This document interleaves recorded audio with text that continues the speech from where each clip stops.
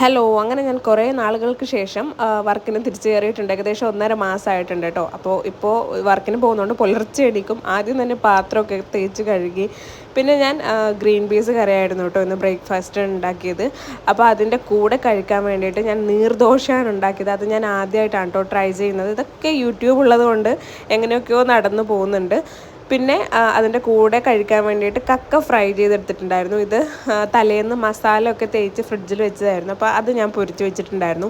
പിന്നെ ഉപ്പേരിയും കൂടി ഉണ്ടാക്കിയിട്ടുണ്ടായിരുന്നു കേട്ടോ ഉച്ചക്കേക്ക്. അപ്പോൾ ഉമ്മാക്ക് ചോറും കറിയും മാത്രം വെച്ചാൽ മതിയല്ലോ. അപ്പോൾ എന്നെക്കൊണ്ട് ആവുന്ന അത്ര മാക്സിമം പണി ഞാൻ രാവിലെ തന്നെ ചെയ്ത് വെക്കാറുണ്ട്. ഉമ്മ എമ്മിനെ നോക്കുമ്പോൾ ഒറ്റക്കാണല്ലോ.